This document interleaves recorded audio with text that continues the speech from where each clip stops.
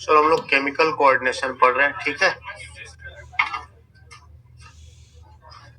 हम लोग पढ़ रहे हैं chapter chemical coordination and integration. उसमें आपने कल पढ़ा था कुछ इंडोक्राइन ग्लैंड्स। जैसे ध्यान से सुनिए, फिर से बोल रहा हूँ, चैप्टर है केमिकल कोऑर्डिनेशन एंड इंटीग्रेशन। तो आपने पढ़ा है कि हमारी बॉडी की जो सेल्स हैं वो एक एक सेल्स रेगुलेटेड होती हैं और इनको रेगुलेट करने वाले दो लोग हैं। एक तो न्यूरॉन्स हैं, मतलब नर्वस सिस्टम है, और दूसरा जहां पर न्यूरॉन्स नहीं पहुंच पाते, इनर्वेट नहीं हो पाते, वहां पर उन सेल्स को कंट्रोल करने के लिए वहां पर पहुंचता है कौन?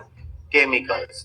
तो ऐसा नहीं है कि सर जहां न्यूरॉन नहीं पहुंचता सिर्फ वही केमिकल कंट्रोल करते हैं, क्या? नहीं, हर जगह दोनों मिलकर कंट्रोल करते हैं, न्यूरल सिस्टम और इंडोक्राइन सिस्टम, ठीक है ना। तो आपने ये भी पढ़ा है कि कोऑर्डिनेशन का मतलब तालमेल। जैसे आपको हमने लास्ट चैप्टर में एक्सरसाइज वाला एग्जांपल दिया है ना, कि अगर कोई फिजिकल एक्सरसाइज करता है तो एनर्जी की डिमांड बढ़ती है, एनर्जी की डिमांड बढ़ती है तो ऑक्सीजन रिक्वायरमेंट बढ़ती है, जिसकी वजह से ब्रीदिंग रेट बढ़ जाती है। ब्रीदिंग रेट बढ़ती है तो जो ऑक्सीजन आप इनटेक कर रहे हैं, इनहेल कर रहे हैं, वो जल्दी जल्दी सेल में भी पहुंचना चाहिए, और सेल में पहुंचने के लिए ब्लड का सर्कुलेशन फास्ट होना चाहिए, इसलिए ब्लड का सर्कुलेशन भी बढ़ता है। ब्लड का सर्कुलेशन तब बढ़ेगा जब हार्ट बीट बढ़ेगी तब। तो आपने देखा उस समय हार्ट बीट भी बढ़ जाती है, मतलब हार्ट का फंक्शन भी बढ़ जाता है।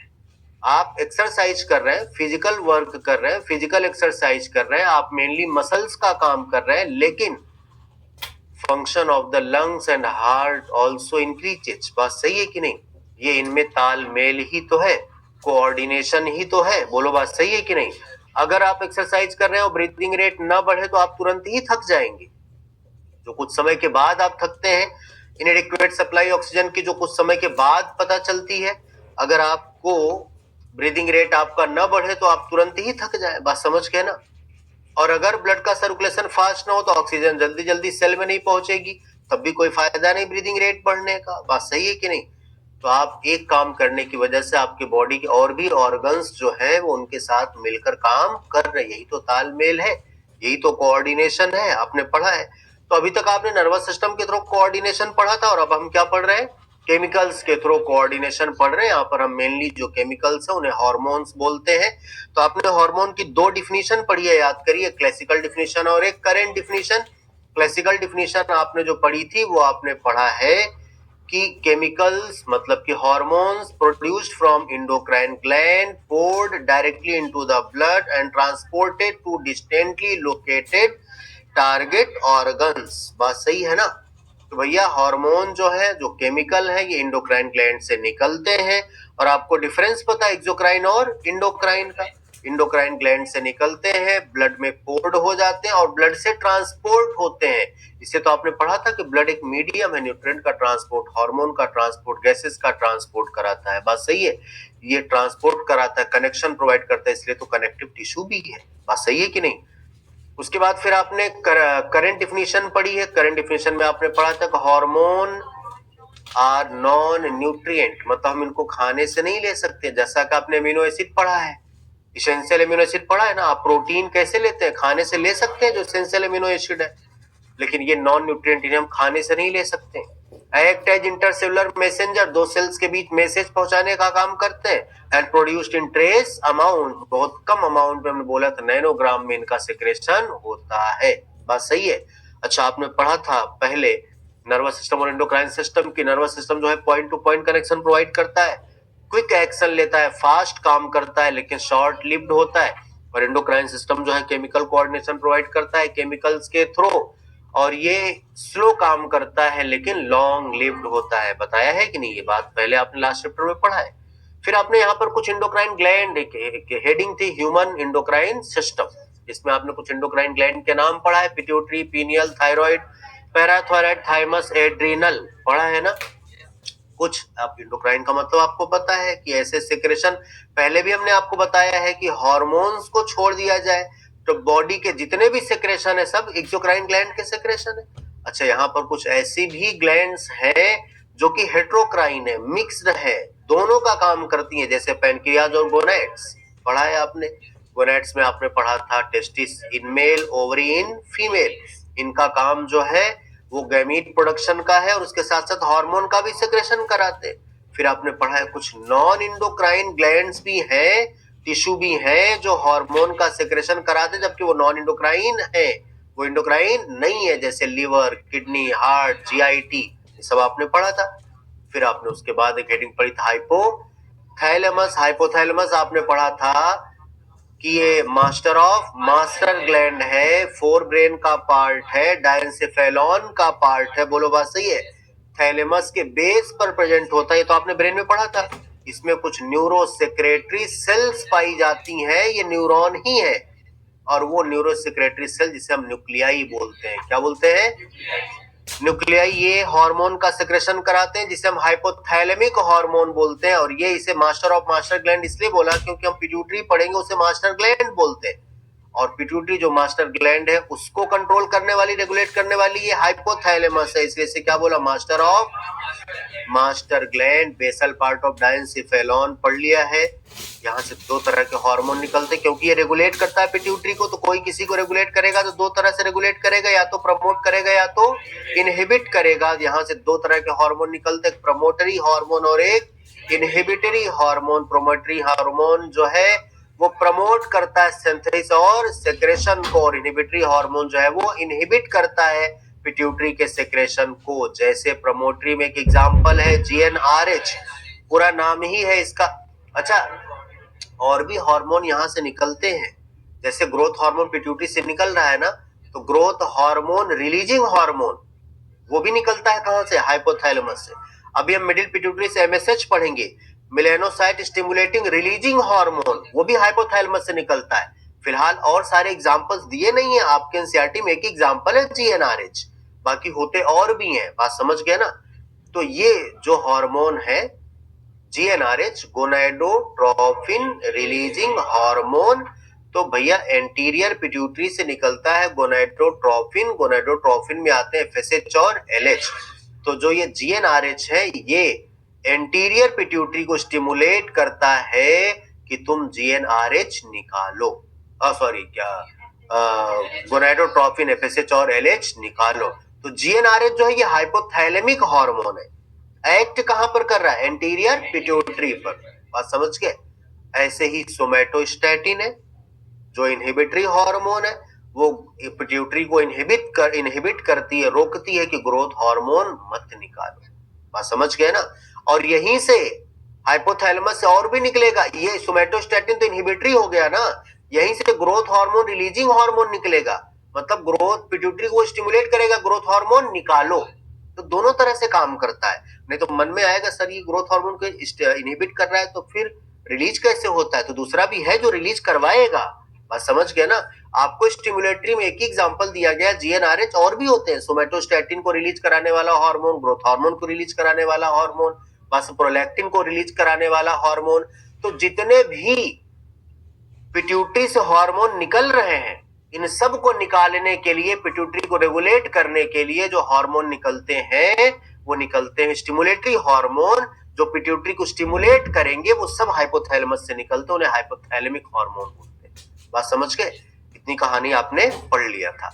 आज हमें पढ़ना था पिट्यूटरी ग्लैंड, एक एक करके इंडोक्राइन ग्लैंड पढ़ना था। पहला पिट्यूटरी, फिर पीनियल, फिर थायराइड, पैराथायराइड, थाइमस, एड्रिनल। चलो आज हाँ बोलो, हाँ हाँ जाओ।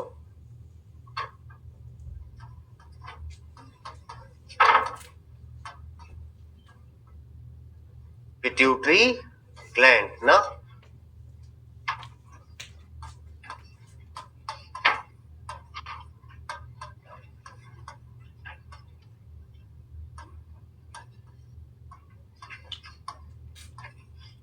अच्छा वो कह रहे थे हैंड वॉश करने जाना है, तो मुझे लगा ऐसी मुझे सुनाई दिया, मुझे लगा यहाँ इसकी कौन जरूरत है ना।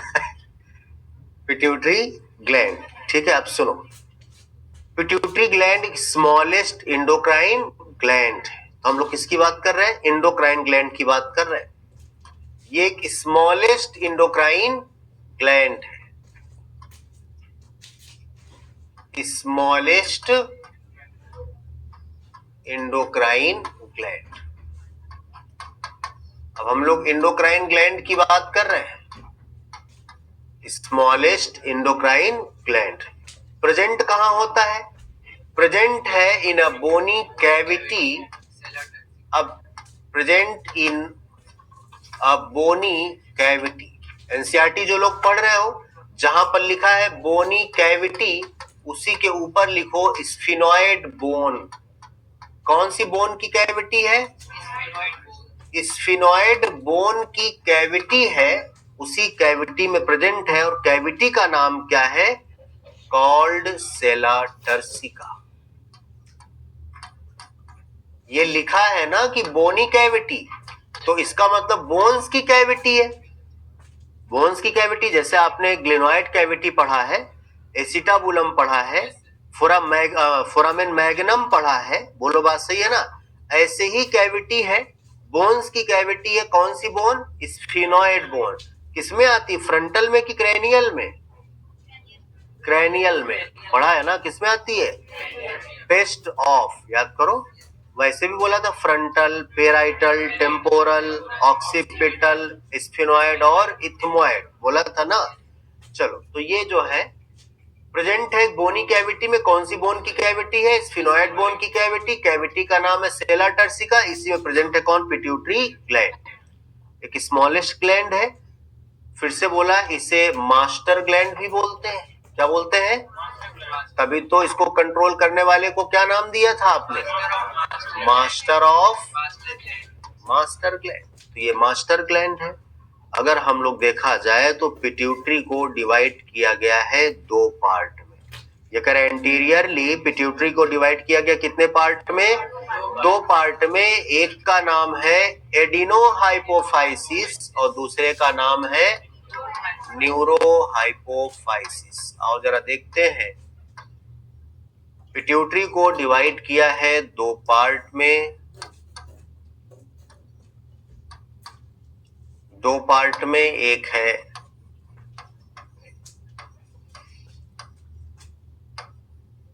एडिनोहाइपोफाइसिस और एक है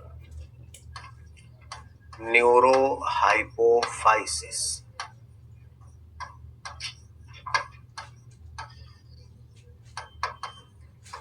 न्यूरोहाइपोफाइसिस, एडिनोहाइपोफाइसिस के दो पार्ट हैं। एक है पार्स डिस्टैलिस,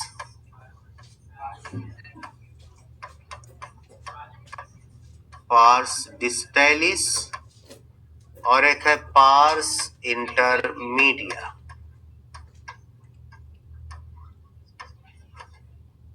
पार्स इंटरमीडिया। वैसे बोलने को आप पार्स डिस्टैलिस को एंटीरियर पिट्यूटरी बोल दीजिए। क्या बोलेंगे? एंटीरियर पिट्यूटरी बोल दीजिए। आप पार्स इंटरमीडिया को मिडिल पिट्यूटरी बोल दीजिए। क्या बोल सकते हैं? आप इसे मिडिल पिट्यूटरी बोल दीजिए। हालांकि ह्यूमन में जो पार्स डिस्टैलिस है ये मर्ज होती है किससे? Parse intermedia. या हम ऐसे बोले कि ह्यूमन में पार्स इंटरमीडिया मर्ज होती है किससे? पार्स डिस्टैलिस से। इन ह्यूमन पार्स इंटरमीडिया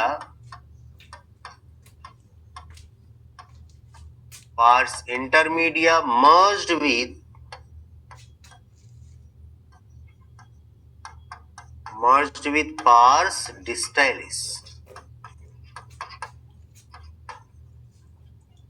किसके साथ मर्ज है? पार्स डिस्टैलिस के साथ। पार्स नर्वोसा, ये जो न्यूरोहाइपोफाइसिस है इसका एक पार्ट है जिसे हम क्या बोलते हैं?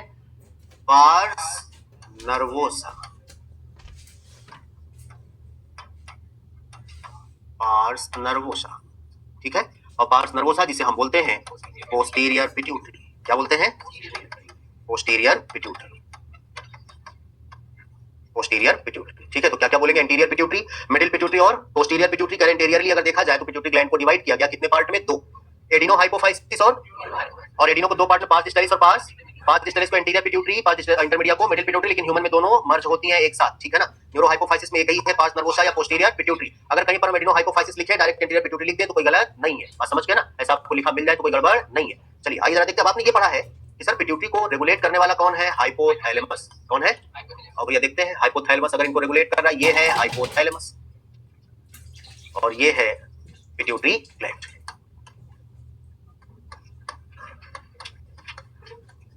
कौन समझ मिल रहा है तुम लोग?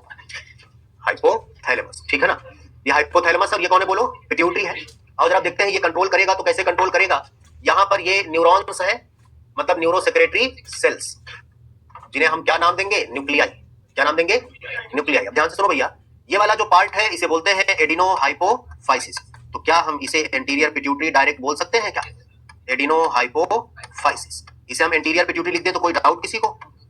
एंटीरियर पिट्यूटरी, क्योंकि इसी का पार्ट है एडिनो का मिडिल पिट्यूटरी, जिसे आपने पार्स इंटरमीडिया बोला है, लेकिन इसी के साथ मर्ज होती है। और ये वाला पार्ट जो है वो है कौन? Pars nervosa. तो आप इसे पहले चाहे तो न्यूरो हाइपोफाइसिस लिख दीजिए। क्या लिख दे? Neuro hypophysis.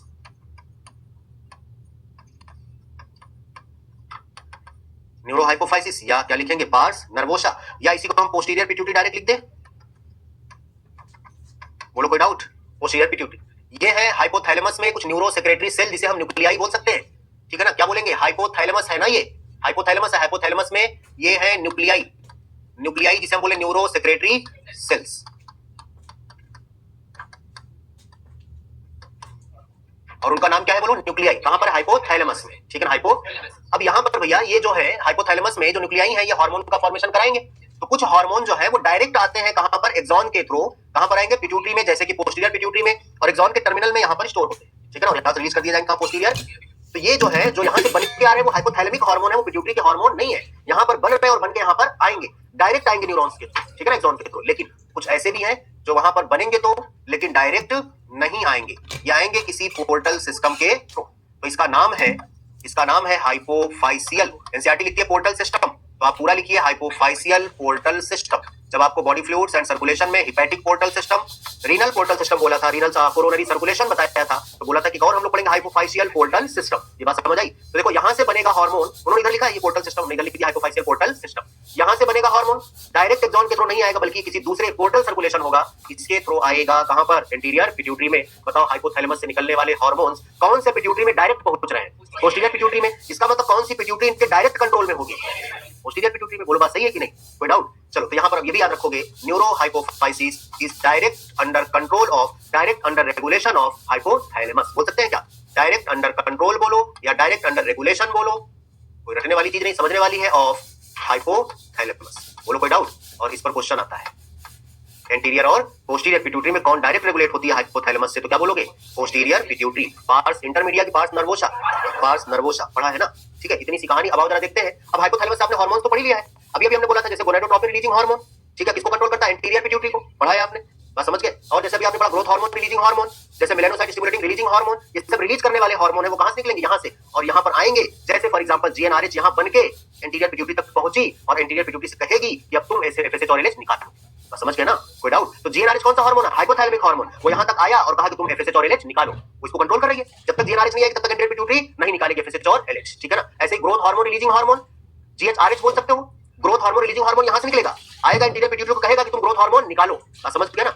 कोई डाउट इसमें? ऐसे ही मेलानोसाइट स्टिमुलेटिंग रिलीजिंग हार्मोन वो मिडिल पिट्यूटरी को आएगा और कहेगा कि तुम एमएसएच निकालो। बात समझ गए? ऐसे ही यहाँ से सोमैटोस्टैटिन आएगा और कहेगा तुम ग्रोथ हार्मोन मत निकालो। बात समझ गए? कि जितने भी हार्मोन का नाम ले रहे हैं वो कौन सा हार्मोन है? हाइपोथैलेमिक हार्मोन है, याद रहेगा। कुछ हार्मोन डायरेक्ट आएंगे और कुछ हार्मोन इनडायरेक्ट पोर्टल सर्कुलेशन के थ्रू आएंगे। बोलो याद रहेगा। तो जो पोर्टल सर्कुलेशन के थ्रू आ रहा है वो एंटीरियर पिट्यूटरी में आ रहा है, जो डायरेक्ट आ रहा है वो पोस्टीरियर पिट्यूटरी में आ रहा है। तो हाइपोथैलेमस के डायरेक्ट अंडर कंट्रोल कौन हुआ? Posterior pituitary. बोलो कोई डाउट? अब हमें इनका हार्मोन पढ़ना है, इनका हार्मोन पढ़ना। एंटीरियर पिट्यूटरी से निकलने वाला हार्मोन, पोस्टीरियर पिट्यूटरी से निकलने वाला हार्मोन। यहाँ पर हम लोग दो ही पढ़ेंगे, पोस्टीरियर पिट्यूटरी से और एक पढ़ेंगे पार्स इंटरमीडिया से। आगे बढ़ जाए। चलो अब हम आते हैं पहले पार्ट पर, that is anterior pituitary. Anterior pituitary से निकलने वाले हार्मोन्स। एंटीरियर पिट्यूटरी बहुत आसान है, इनके हार्मोन याद रखना।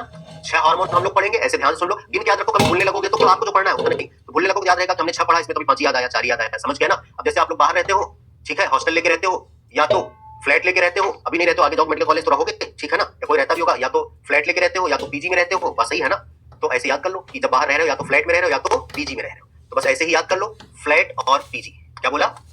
फ्लैट और पीजी, फ्लैट या पीजी, याद रहेगा। अब देखो एफ से हो गया एफएसएच, एफ से क्या हो गया? फॉलिकल स्टिमुलेटिंग हार्मोन, कहां से निकलेगा? एंटीरियर पिट्यूटरी से। एल से हो गया एलएच, ए से हो गया एसीटीएच, एड्रिनो कॉर्टिकोट्रोपिक हार्मोन, अभी एक एक करके इनको पढ़ेंगे, बहुत थोड़ा थोड़ा सा दिया है। टी से हो गया TSH, thyroid stimulating hormone, TSH. P से हो गया पीआरएल, प्रोलैक्टिन, और जी से हो गया growth hormone,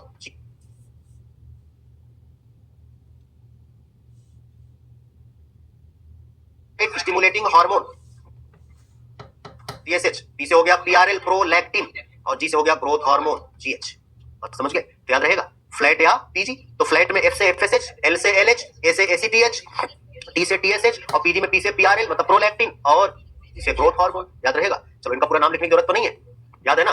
follicle stimulating hormone, luteinizing hormone, adreno corticotropic hormone, thyroid stimulating hormone, prolactin, growth hormone. अब आओ जरा इनके एक एक लाइन के फंक्शन है जरा देख लेते हैं। ग्रोथ हार्मोन क्या करेगा भैया? ग्रोथ हार्मोन नाम ही है, ये क्या कराएगा? ग्रोथ कराएगा। तो बताओ ग्रोथ हार्मोन का सेक्रेशन ज्यादा होना चाहिए कि कम होना चाहिए, कि जितना जरूरत है उतना होना चाहिए? नॉर्मल होना चाहिए जितना। तो normal secretion of growth hormone from the anterior pituitary, normal growth of the body. बस समझ गए ना? अब अच्छा ये ग्रोथ हार्मोन ज्यादा किसमें निकलता है, बच्चों में कि एडल्ट में? बच्चों में ज्यादा निकलता है, एडल्ट में भी निकलता है, लेकिन ज्यादा किसमें निकलता है? बच्चों में। अगर बच्चों में ग्रोथ हार्मोन नॉर्मल निकल रहा है तो ग्रोथ नॉर्मल होगा, लेकिन अगर ग्रोथ हार्मोन कम निकलने लग जाए तो बच्चे का ग्रोथ अच्छा होगा कि कम होगा? कम होगा। वो छोटा रह जाएगा हाइट में कि बड़ा हो जाएगा? अरे कम निकल रहा है तो छोटा रह जाएगा, बात सही है कि नहीं? तो स्टंटेड ग्रोथ बोलेंगे, क्या बोलेंगे?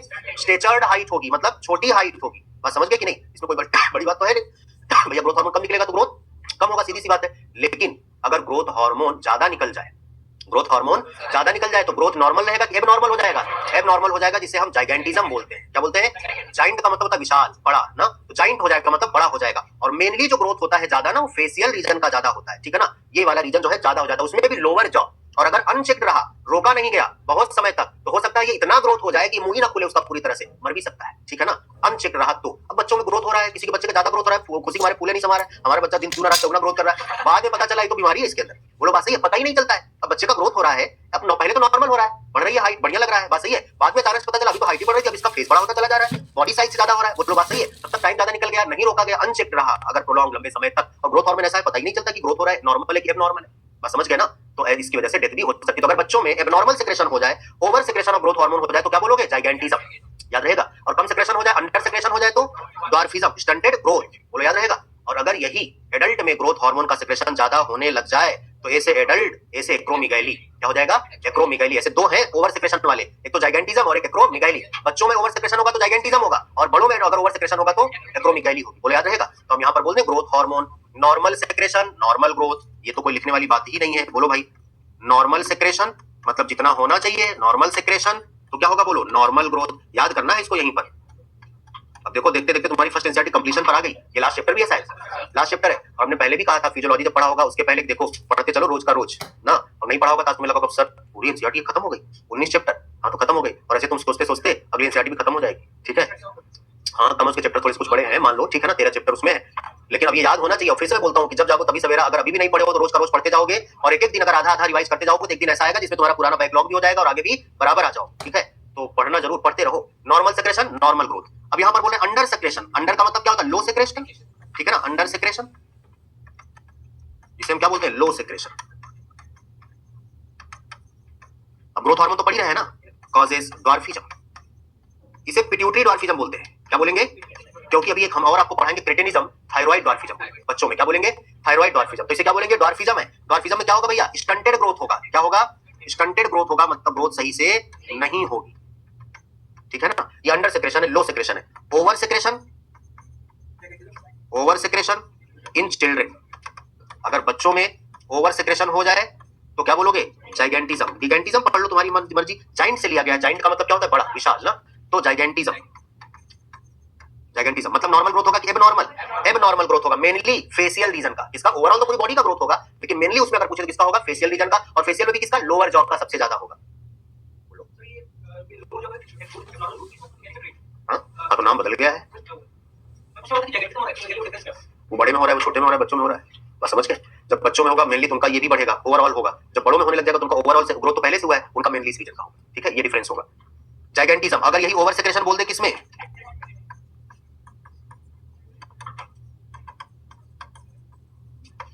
तो क्या बोलेंगे? एक्रोमेगाली। एक्रोमेगाली ये एबनॉर्मल ग्रोथ है, एबनॉर्मल ग्रोथ है। बोलो बात सही है ना? मेनली किसका होगा? मेनली फेशियल रीजन का होगा। बोलो बात सही है कि नहीं? इफ अनचेक्ड, अगर रोका नहीं गया, इफ अनचेक्ड, और ऑफन कह रहा है ज्यादा तक ऐसा होता है कि ये नहीं पता चलता है, बच्चों में ज्यादा तक पता ही नहीं चलता है कि अब नॉर्मल ग्रोथ हो रहा है कि नॉर्मल ग्रोथ हो रहा है, ठीक है ना? If unchecked may cause death. जरूरत से ज्यादा अच्छाई भी नुकसानदायक है। देखो होता तो ग्रोथ हार्मोन है ना, ग्रोथ कराने के लिए, लेकिन जरूरत से ज्यादा ग्रोथ हार्मोन निकला तो निपटा ही दिया, काम खत्म। चलो अगला है प्रोलैक्टिन। पूरा नाम क्या है इसका? प्रोलैक्टिन। अब तुम बड़ी गलतियां करते हो प्रोलैक्टिन और प्रोजेस्टेरॉन में, ऑक्सीटोसिन में। अभी हम लोग पढ़ेंगे प्रोलैक्टिन जो है mammary gland differentiation and formation of milk in them. इसके साथ साथ प्रोजेस्टेरॉन भी मदद करता है मिल्क फॉर्मेशन में। प्रोजेस्टेरॉन मदद करता है। आप एनसीईआरटी में पढ़ेंगे सेक्रेशन उन्होंने लिखा है। सेक्रेशन का मतलब मिल्क का निकलना नहीं है मैमरी ग्लैंड से, इजेक्शन बोलते हैं। क्या बोलते हैं? और मिल्क इजेक्शन में ऑक्सीटोसिन मदद करता है, जिसे बर्थ हार्मोन भी बोलते हैं। आगे हम लोग पढ़ेंगे फिलहाल। तो इसकी कहानी क्या है प्रोलैक्टिन की? ये कह रहा है डिफरेंशिएशन ऑफ मैमरी ग्लैंड में मदद करेगा एट प्यूबर्टी। कब ऐसा करेगा? At puberty. Differentiation of mammary gland and formation of milk in them. और वो भी कब बोल रहे हैं? एट प्यूबर्टी पे क्या कराएगा? प्यूबर्टी पर डिफरेंशिएशन कराएगा। और at the end of pregnancy milk का फॉर्मेशन कराने में मदद करेगा। एट द सेम टाइम दोनों काम नहीं करेगा। तो क्या बोला? At the puberty mammary gland का डिफरेंशिएशन कराएगा and at the end of pregnancy milk का फॉर्मेशन करवाएगा, ठीक है ना? टीएसएच नाम ही है इसका, thyroid stimulating hormone. Stimulate thyroid gland for the secretion of thyroid hormone that is T3 T4, ठीक है ना? ट्राइआइडोथायरोनिन और टेट्राआइडोथायरोनिन हम लोग पढ़ेंगे आगे। तो क्या नाम है इसका? TSH, thyroid stimulating hormone. तो ये स्टिमुलेट करेगा thyroid gland, stimulate thyroid gland for synthesis and, दोनों काम कराएगा, सिंथेसिस और सेक्रेशन भी कराएगा। Synthesis and secretion of thyroid hormone. अगर थायराइड हार्मोन और भी होते हैं, अगर पूछे कौन सा थायराइड हार्मोन, तो कहो T3 एंड T4। इसका T3 और T4 नाम है ट्राइआइडोथायरोनिन। अभी हम लोग थायराइड पढ़ेंगे। और टेट्राआइडोथायरोनिन मतलब अगर थायराइड T3 और T4 निकाल रही है तो उसको कहने वाला कौन है? TSH। और TSH कहां से निकला? एंटीरियर पिट्यूटरी से। TSH क्यों निकला? क्योंकि एंटीरियर पिट्यूटरी ने, सॉरी हाइपोथैलेमस ने कहा होगा कि हार्मोन्स निकालो, क्योंकि उसी के अंडर कंट्रोल में है। बात समझ गए कि नहीं? ACTH इसका नाम ही है, देखो एड्रिनोकॉर्टिकोट्रोपिक हार्मोन। भैया एड्रिनल ग्लैंड पढ़ेंगे किडनी के ऊपर, जिसे सुप्रारीनल ग्लैंड भी बोलते हैं, क्योंकि किडनी के सुपीरियर रीजन पे है। उसके दो पार्ट हैं, एड्रिनल कॉर्टेक्स और एड्रिनल मेडुला। जहां जहां आप कॉर्टेक्स और मेडुला पढ़ेंगे वहां वहां पढ़ेंगे आउटर कॉर्टेक्स और इनर मेडुला, ठीक है ना? ये है कॉर्टेक्स और ये है मेडुला, ठीक है ना? हालांकि जब हम लोग एड्रिनल ग्लैंड पर आएंगे तो फिर इसमें और लेयर हम लोग पढ़ेंगे, ठीक है ना? एड्रिनल कॉर्टेक्स की और लेयर हम लोग पढ़ेंगे। तो फिलहाल ये एड्रिनल कॉर्टेक्स इस पर आके काम करेगा। ये है एड्रिनल कॉर्टेक्स। तो देखो नाम ही बता रहे एड्रिनोकॉर्टिको, AC एड्रिनोकॉर्टिको, AC एड्रिनल कॉर्टेक्स। तो अगर कभी आप गलत नहीं कर सकते कि ACTH एड्रिनल ग्लैंड पर काम करता है तो मेडुला पर की कॉर्टेक्स पर? कॉर्टेक्स पर, नाम से ही बता रहा है AC एड्रिनल कॉर्टेक्स। जहां जहां ये कॉर्टेक्स और मेडुला आएगा, जैसे कि आपने पढ़ा है कहां पर? आप किडनी में कॉर्टेक्स और मेडुला, आउटर कॉर्टेक्स और inner cortex embedded in the medulla as इस फॉर्म में। कॉर्टेक्स जो है किडनी में मेडुला में धंसा होता है, उसका नाम क्या होता है? मेडुलरी पिरामिड के बीच, पेरिनोइड्स। हां, एज रीनल कॉलम, उसी को क्या बोलते हैं? कॉलम ऑफ बर्टीनी, पढ़ा है ना? बताओ पेल्विस का शेप क्या होता है? रीनल पेल्विस, हाँ, फनल शेप। वुमेन्स कैप्सूल, उसका शेप क्या होता है? कप शेप ना? बताओ। अच्छा वासा रेक्टा का शेप कोई बोलेगा नहीं? हाँ, वासा रेक्टा यू शेप। और लूप ऑफ हेनले कैसा पिन? हेयर पिन शेप ना? चलो तो इतनी सी कहानी भैया। ये ACTH क्या काम करेगा? Act on adrenal cortex to stimulate the secretion of, बोलो कौन सा हार्मोन? अब एड्रिनल कॉर्टेक्स हम लोग अलग अलग हार्मोन पढ़ेंगे यार अभी, ठीक है ना? तो ये स्टेरॉइड हार्मोन का सेक्रेशन कराएगा। अभी जब एड्रिनल कॉर्टेक्स हम लोग पढ़ेंगे वहां पर अलग अलग लेयर पढ़ेंगे, जोना ग्लोमेरुलोसा, जोना वेसिकुलेटा, जोना रेटिकुलरिस, मिनरलोकॉर्टिकॉइड, ग्लूकोकॉर्टिकॉइड, ठीक है ना? गोनाडोकॉर्टिकॉइड। ये ग्लूकोकॉर्टिकॉइड्स का सेक्रेशन कराएगा। किसका?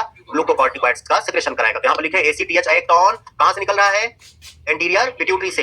Act on adrenal cortex, adrenal cortex, बात समझ गए? And stimulate synthesis and secretion of, किसका? भी तो समझ गए ना? Stimulate synthesis and secretion of steroid hormone. हम लिख दे ग्लूकोकॉर्टिकॉइड्स। हम लोग टेस्टी से पढ़ेंगे भैया ग्लूकोकॉर्टिकॉइड, मिनरलोकॉर्टिकॉइड, बस समझ गए ना? ये सब हम लोग वहीं पर पढ़ेंगे।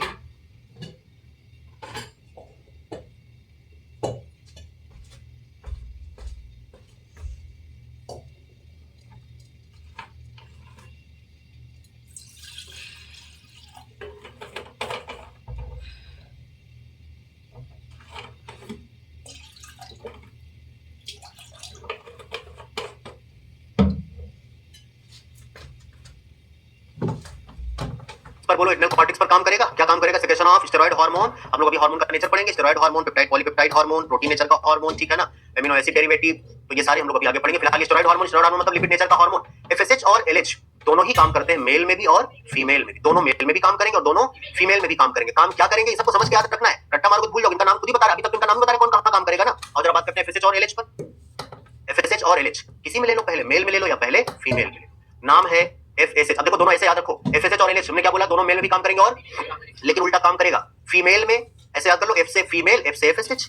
फीमेल में पहले एफएसएच फिर एलएच काम करेगा, पहले एफएसएच फिर एलएच काम करेगा। और मेल में इसी का उल्टा, पहले एलएच काम करेगा फिर एफएसएच काम करेगा। याद रहेगा क्या काम करेगा, नाम ही बता रहा है। और जरा देखते हैं एफएसएच फॉलिकल स्टिमुलेटिंग हार्मोन, ये ओवरी में फॉलिकल का फॉर्मेशन कराएगा। आपको जब रिप्रोडक्शन पढ़ाएंगे, रिप्रोडक्शन में आपको मेंस्ट्रुअल साइकिल पढ़ाएंगे, वहां पर बताएंगे कि इंटीरियर पिट्यूटरी से निकलता है एफएसएच और वो कराता है ओवरी में फॉलिकल का फॉर्मेशन। क्या कराता है? फॉलिकल। तो वहीं पर आपको बताएंगे कि पहले फॉलिकल जो है प्राइमरी फॉलिकल, फर्दर चेंज होता है सेकेंडरी फॉलिकल, फिर टर्शियरी फॉलिकल, और इन फॉलिकल के अंदर पाए जाते हैं ओवोसाइट। जब तक प्राइमरी सेकेंडरी फॉलिकल बोलो, प्राइमरी ओवोसाइट है। उसके बाद जब tertiary follicle, mature Graafian follicle, तो सेकेंडरी ओवोसाइट।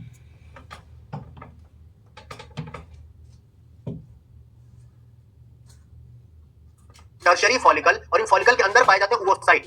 जब तक प्राइमरी सेकेंडरी फॉलिकल बोलो, प्राइमरी ओवोसाइट है। उसके बाद जब tertiary follicle, mature Graafian follicle, तो सेकेंडरी ओवोसाइट, जिसे आगे चल के हम ओवम बोल देते हैं। एक्चुअली ओवुलेशन ओवम का नहीं होता बल्कि सेकेंडरी ओवोसाइट का होता है। बात समझ गए? तो फॉलिकल का डेवलपमेंट, जैसे हम लोग ये बात करें, हम लोग आगे डिटेल में पढ़ेंगे इसको। ये ओवरी है तो यहाँ पर फॉलिकल का डेवलपमेंट ये है ओवोसाइट। क्या है?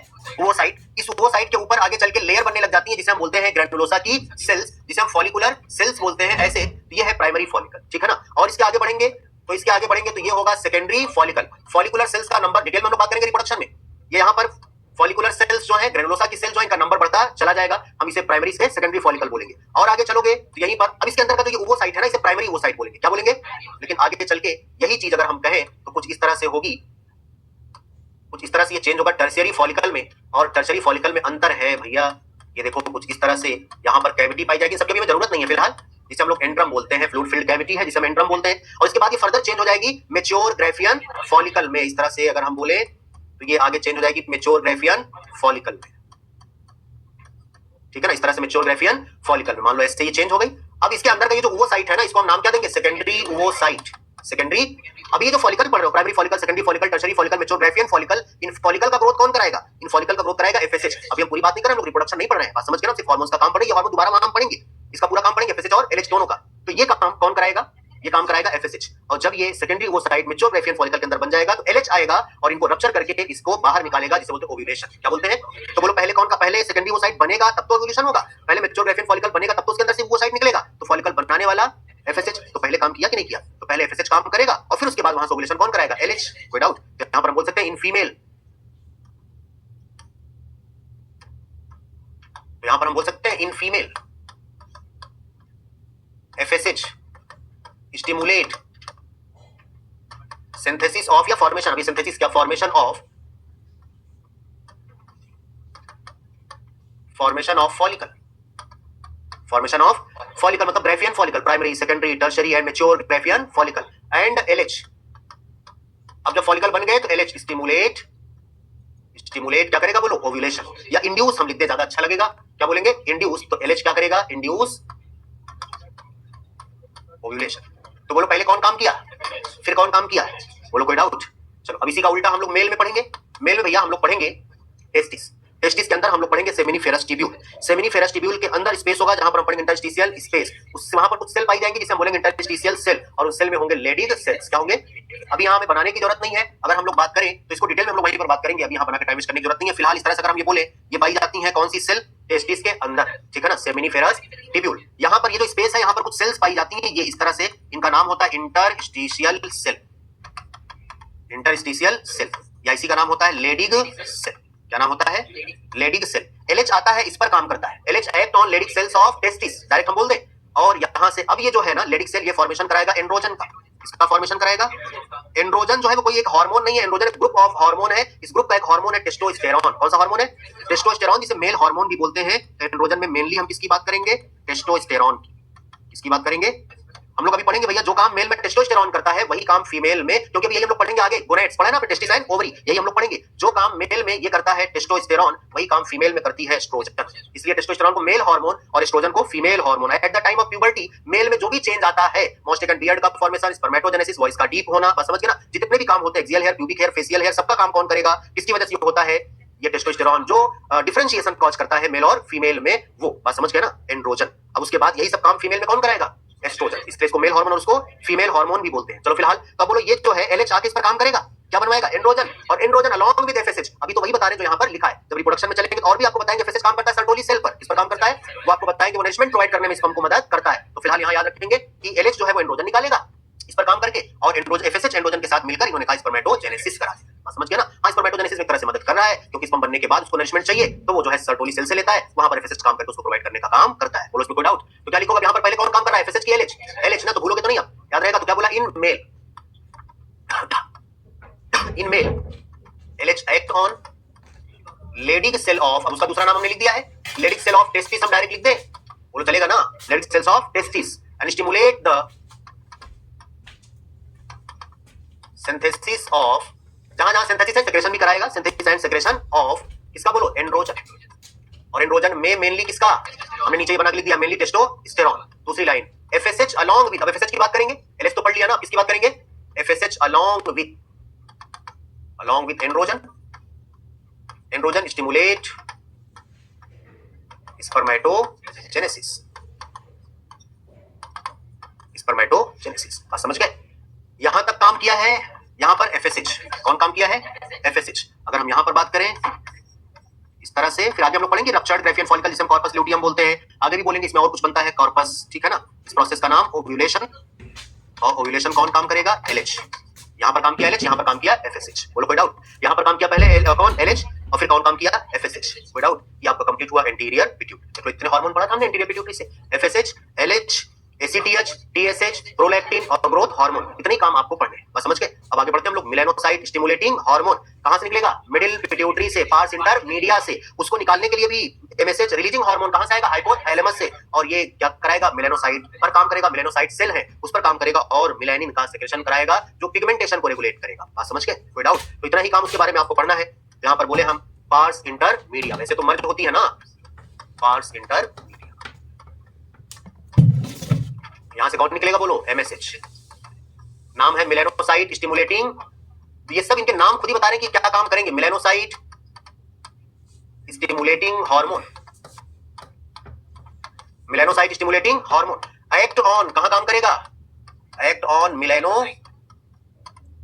मेलानोसाइट, एंड किसका सेक्रेशन कराएगा, and stimulate secretion of melanin, pigment है, ठीक है ना, विच रेगुलेट पिगमेंटेशन, किसको रेगुलेट करेगा, कहानी खत्म इसकी, ठीक है ना। नेक्स्ट है इसके बाद पोस्टीरियर पिट्यूटरी, पोस्टीरियर पिट्यूटरी से निकलने वाले हार्मोन दो हैं, एक ऑक्सीटोसिन और एक वैसोप्रेसिन। वैसोप्रेसिन के बारे में आप पढ़ के आए हैं, अगर याद हो तो, कहां पढ़ा है वैसोप्रेसिन, रुक जाओ इससे पूछना नहीं पढ़ा है, किसमें पढ़ा है, सेकंड में। अच्छा अगर जो पढ़ा है वो पूछेंगे तब, तुम कौन से बैच को, बस बताओ वैसोप्रेसिन का क्या काम है,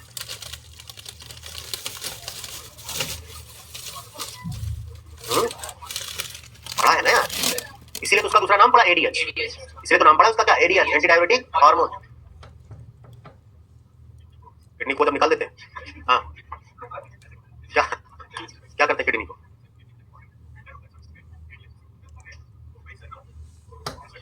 चलो सुनो, इंस्ट्रक्शन देता है, पता नहीं क्या क्या करता है। इधर देखो, पोस्टीरियर पिट्यूटरी, पोस्टीरियर पिट्यूटरी से दो हार्मोन निकलेंगे, कौन कौन से बोलो जल्दी से, अभी नाम लिया था, ऑक्सीटोसिन, ऑक्सीटोसिन एंड वैसोप्रेसिन का दूसरा नाम एंटी डायूरेटिक हार्मोन, पढ़ा है ना। ऑक्सीटोसिन जो है वो स्मूथ मसल्स पर काम करता है, मेनली अगर देखा जाए तो smooth muscles of the uterus and cause wild contraction during child birth या पार्चुरेशन, इसलिए इसको बर्थ हार्मोन भी बोलते हैं, ठीक है ना, इसलिए इसको बर्थ हार्मोन भी बोलते हैं। तो ये क्या काम करेगा, और साथ साथ मिल्क का इंजेक्शन भी कराएगा, क्या कराएगा, तो ऑक्सीटोसिन का दूसरा नाम क्या बोला, birth hormone. Birth hormone. Question आता है डिलीवरी के समय डॉक्टर कौन सा इंजेक्शन इंजेक्ट करता है, तो क्या हार्मोन देता है? ऑक्सीटोसिन, जो कि वाइल्ड कॉन्ट्रैक्शन, हम लोग पढ़ेंगे ह्यूमन रिप्रोडक्शन में, पार्चुरेशन नाम की हेडिंग छोटी सी वहां पर पढ़ेंगे।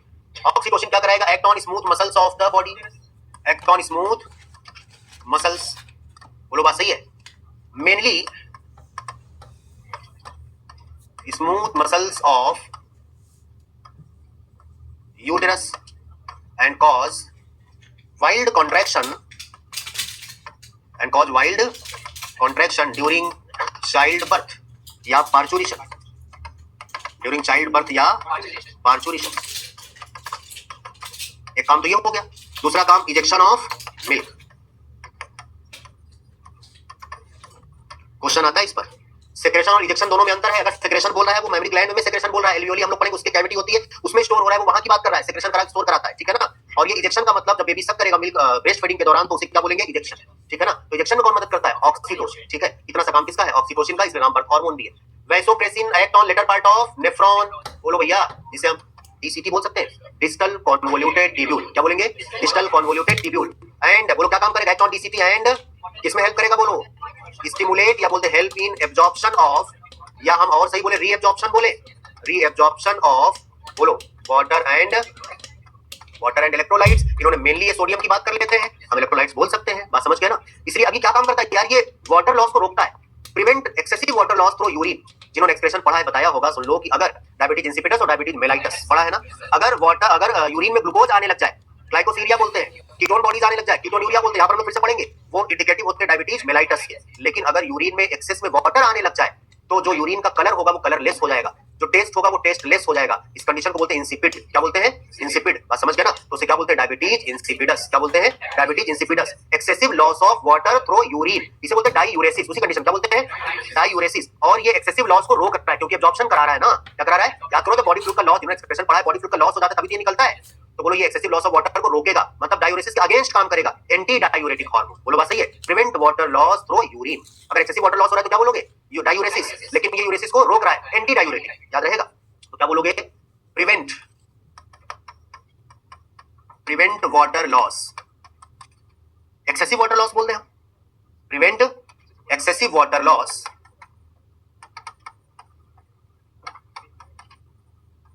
Through urine.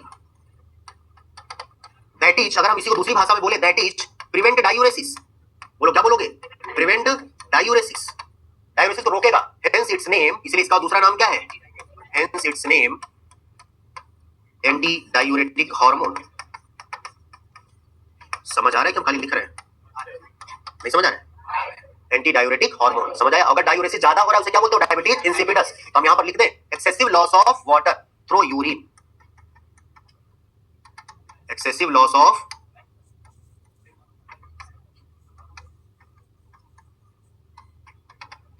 इस कंडीशन का नाम है डायूरेसिस, और ये उसी को रोकता है। इसी कंडीशन को डायबिटीज इंसिपिडस भी बोलते हैं। क्या बोलते हैं? इसी कंडीशन को डायबिटीज इंसिपिडस भी बोलते हैं, इंसिपिडस बोलते हैं, ठीक है ना। ये कहानी खत्म हुई किसकी? Posterior pituitary. इसी के साथ पिट्यूटरी ग्लैंड कंप्लीट, ठीक है। नेक्स्ट है इसके बाद पीनियल ग्लैंड। क्या है? लिखना है किसी को, फोटो खींचना है।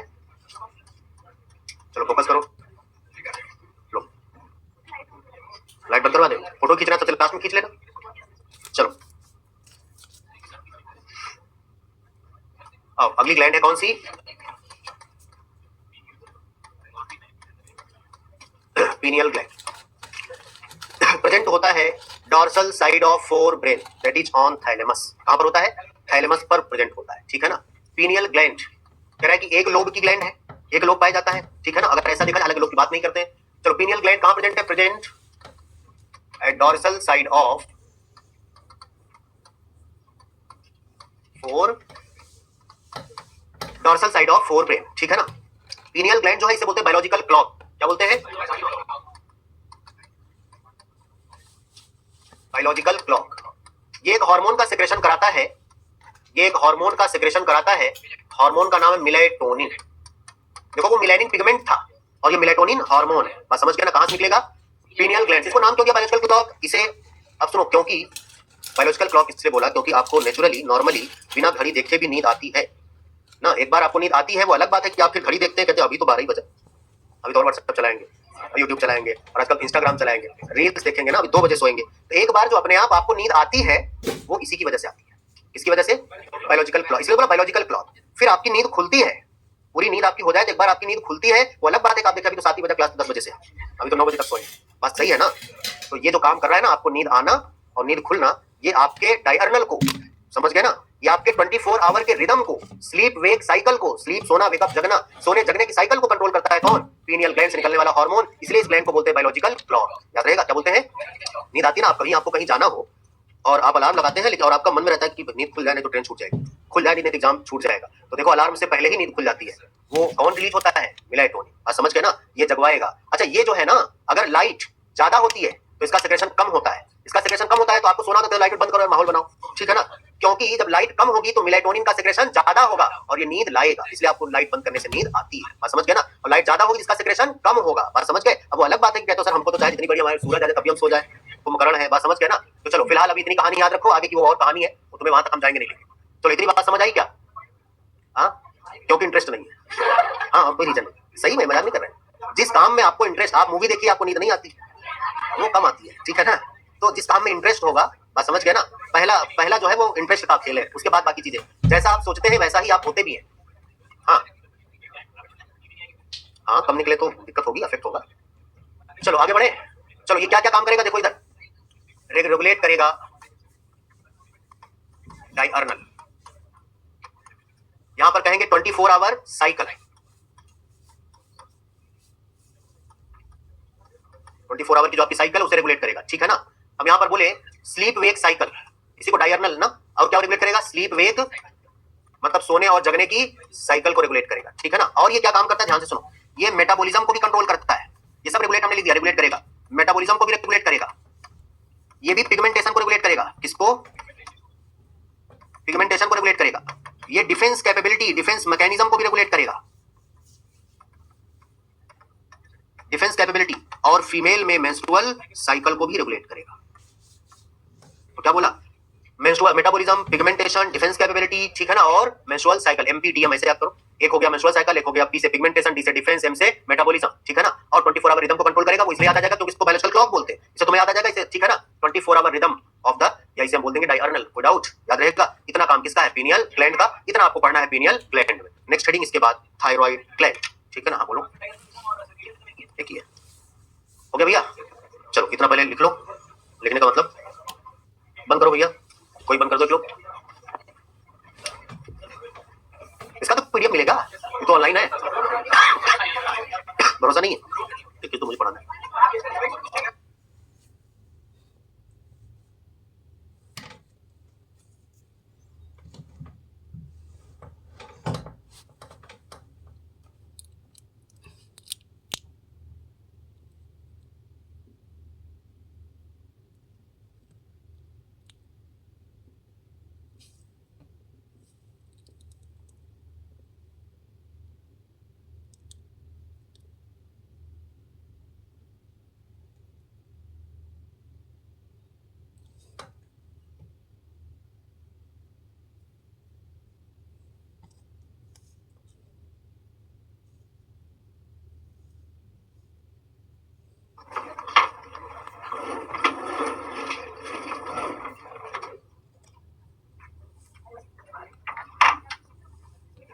हो गया? चलो भैया पीछे, चलो फिलहाल यहां तक हम लोग नेक्स्ट पेज के आगे कंटिन्यू